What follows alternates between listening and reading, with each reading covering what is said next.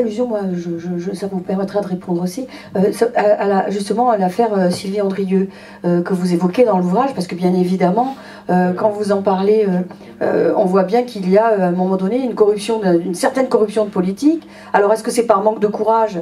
Est-ce que c'est parce que, justement, en faisant comme si on ne voyait pas que les affaires ont lieu, eh bien, on les laisse faire et par conséquent, on est complice dans la passivité? Qu'est-ce qu'il faut envisager dans ces... Je prends cet exemple-là parce que c'est celui que vous citez, mais il y en a bien d'autres. Hein. On pourrait en citer dans l'histoire. Qu'est-ce qui... justement, ils vont vous réexpliquer l'affaire. C'est Marseille, c'est une politique qui a été inquiétée. Il y a eu un procès, d'ailleurs. Voilà, qui a été condamné avec une équipe, et bon, tout le monde se renvoie la balle en fin de compte, donc voilà. Un peu... Oui, Sylvie Andrieux, c'est une députée des Bouches-du-Rhône, députée socialiste des Bouches-du-Rhône, qui était également conseiller régional et qui a été impliquée et condamnée pour ça en première instance, donc restant présumée innocente, puisqu'elle a fait...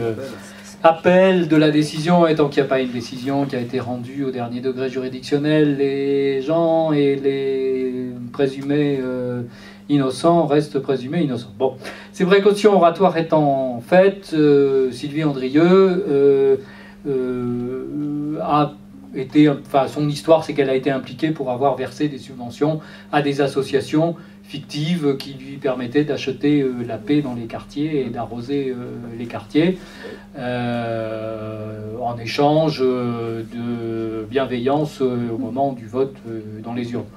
En gros, et c'est l'histoire du clientélisme ordinaire, quotidien, et Sylvie Andrieux, elle a le mérite, l'avantage de s'être fait prendre les doigts dans la confiture. Elle est l'emblème, comme Rex a pu l'être à l'époque, de ce mélange des genres.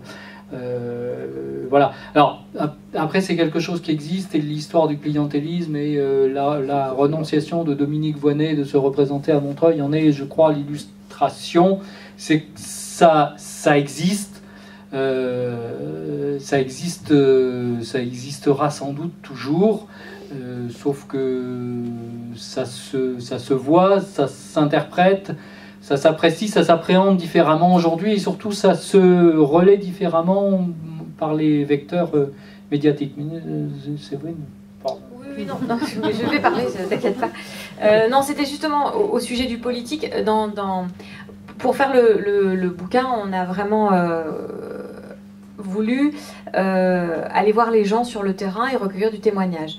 Et ce recueil de témoignages nous a permis avant tout de mettre en lumière une espèce de cri du cœur qui a été formulé par les vrais gens qu'on a rencontrés, puisqu'il y a bien entendu du travail d'enquête, il y a du travail avec les enquêteurs, il y a du travail avec les magistrats, il y a du travail avec les avocats, avec les sociologues, mais il y a aussi une vraie approche qui est moi l'approche professionnelle qui est la mienne depuis que je fais modestement ce métier, qui est d'aller voir les vrais gens et de raconter les vraies histoires et de s'immerger et de donner la parole à ceux qu'on entend rarement.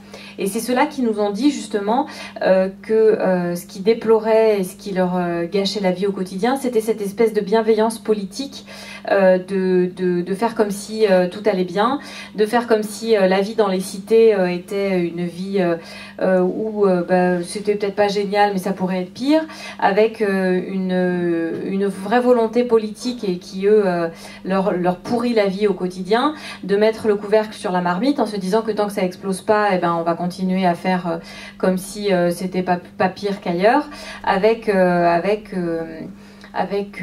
et c'est prégnant à Marseille, parce qu'à Marseille on a une interpénétration des cités à l'intérieur même du centre-ville et des jolies rues et des grandes boutiques, et en ce sens ça prend une dimension concrète et visible, peut-être plus dramatique au sens grec du terme, avec avec ce sentiment qu'ont les gens que de toute façon on laisse faire et qu'il n'y a pas de vraie volonté politique de résoudre les problèmes. À telle enseigne qu'on est tombé sur des gens qui nous disent que eux, la police, ils ne la voient pas. La ZSP, c'est-à-dire le projet politique de Manuel Valls de créer des zones de sécurité prioritaires, c'est de la poudre aux yeux et un écran de fumée. Alors nous, on n'était absolument pas là pour juger et on s'est entendus tous les deux pour ne pas le faire et c'était absolument pas notre but. En revanche, le fait de donner la parole aux gens, c'est aussi une immersion dans le concret, dans le quotidien, avec des cris qui nous ont été poussés pas plus tard que avant-hier après-midi dans une librairie où on est tombé sur une mère de famille qui est venue nous cracher à la figure parce qu'elle avait besoin de le faire et elle avait envie de le faire.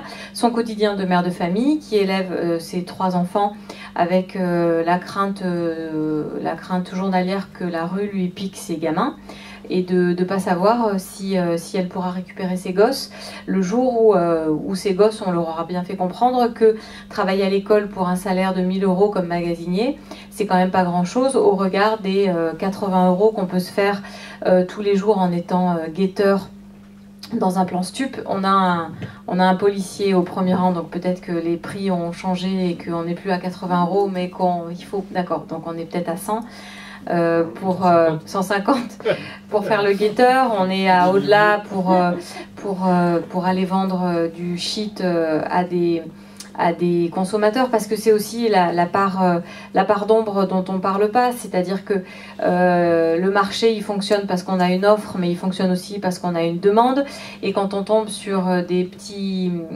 vendeurs de shit qui nous disent que eux, leur business, ils le font aussi parce qu'il y a des fils de médecins, des fils de magistrats, des fils d'avocats, des fils de notaires qui viennent acheter de la résine de cannabis dans les cités, voilà, c'est des choses qu'on a vraiment essayé de mettre en lumière dans le livre, sans se cantonner au règlement de compte dont on parle, parce que ça c'est très médiatique, c'est très visuel, c'est très marseillais, donc ça permet d'appréhender la réalité de façon un peu dramatique et un peu dramaturgique.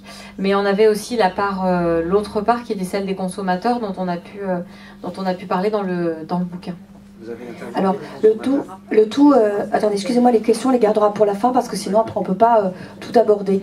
Ce que je voulais simplement vous dire, c'est que, en fait, j'en étais pas encore à cet état que vous évoquez, j'en étais surtout à la part des politiques parce que vous commencez avec des cas qui sont particulièrement agaçants pour le lecteur et qui sont agaçants certainement, puisque vous le relatez aussi, par la parole qui vous revient de ces gens qui vivent au quotidien ces violences-là.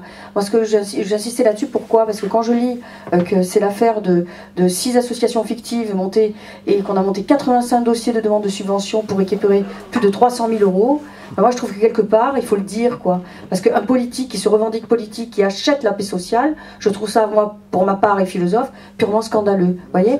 Donc quelque part, c'est pour ça que j'insiste là-dessus et que j'ai posé la première question, et elle avait son sens. Est-ce que c'est un manque de courage politique de prendre les décisions qui conviennent, ou est-ce que les politiques eux-mêmes préfèrent tourner la tête, être dans une sorte de passivité, vous voyez, à l'égard de leurs fonctions, parce que, bon sang, dans le mot police, c'est-à-dire cité, il y a l'idée d'une organisation, d'une structure, quand on reprend la cité grecque dans son antiquité.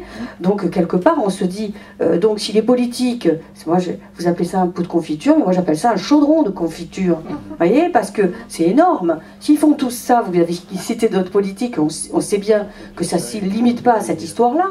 On se dit, mais alors moi, citoyen lambda, qui vote? Alors déjà, il va falloir faire attention à qui on vote, hein. Ça, il ne faut pas avoir la mémoire courte. Nous payons des impôts de manière abominable, nous travaillons, c'est-à-dire que nous sommes la petite France, entre guillemets, et nous avons d'un autre côté des gens, puisque vous l'avez souligné très rapidement, qui, parce qu'ils disent, ils vont faire 1 000 € à la semaine, alors que 1 000 € c'est le salaire de quasiment du SMICAR.